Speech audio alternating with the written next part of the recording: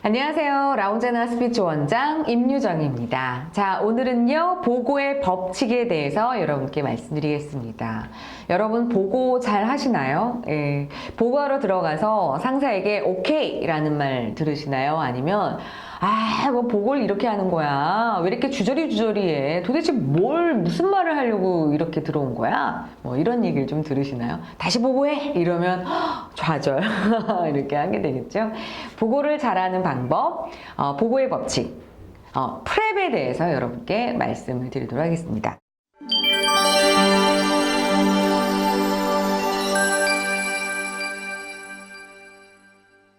자, 프랩의 첫 번째 P는요, 바로 포인트입니다. 요점을 말하는 거예요. 결론을 먼저 이야기하는 겁니다.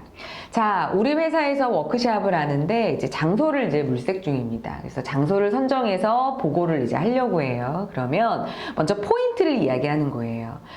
우리가 지난번에 이 장소를 하려고 했는데 이 장소는 안 될 것 같습니다. 아니면 이 장소, 지난번에 얘기한 그 장소가 좋을 것 같습니다. 좋습니다. 뭐 안 됩니다. 이런 이야기, 결론을 먼저 이야기를 하는 거죠.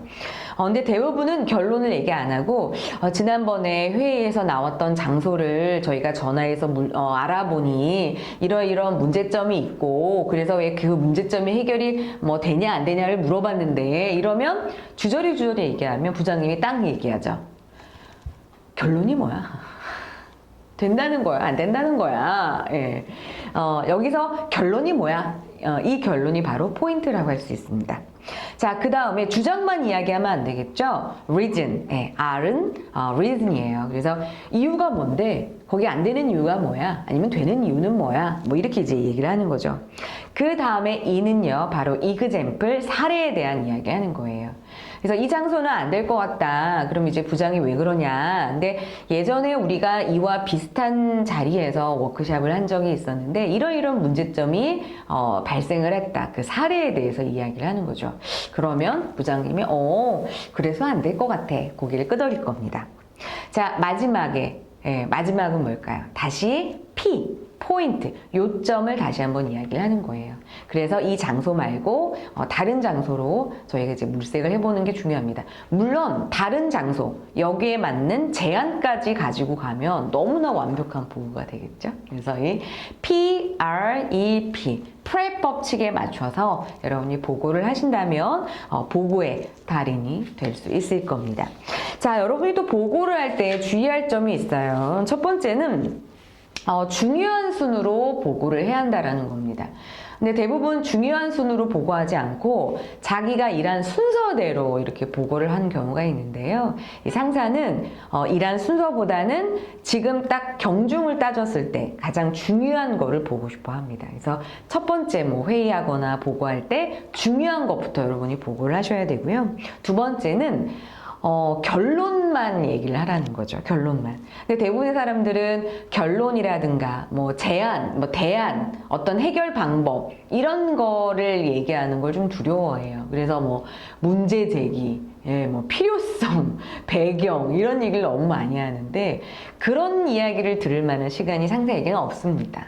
그래서 결론부터, 그리고 가장 좋아하는 것은 대안을 얘기하는 건데요.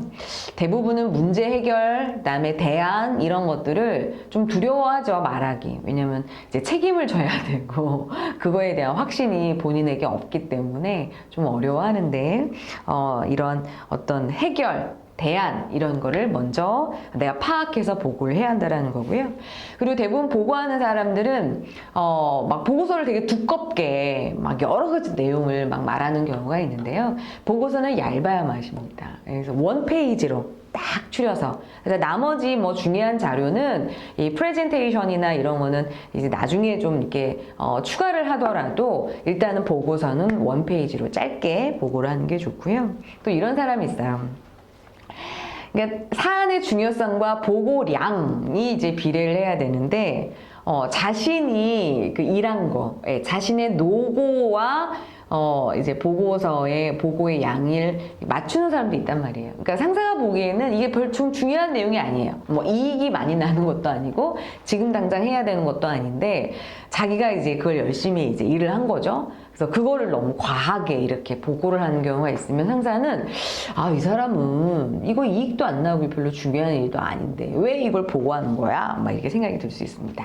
자, 그리고 여러분 보고를 할 때 주의할 점, 전문 용어나 뭐 약어 이런 것들을 사용하면 안 돼요. 왜냐하면 물론 전문 용어를 사용한다라고 해도 상사가 그거를 이해 못하거나 하지는 않을 거예요. 하지만 상사도 그것에 관한 내용을 계속 생각하고 있는 건 아니기 때문에 전문 용어나 약어를 사용할 경우에는 풀어서 좀 쉽게 이야기해 준 것이 중요합니다.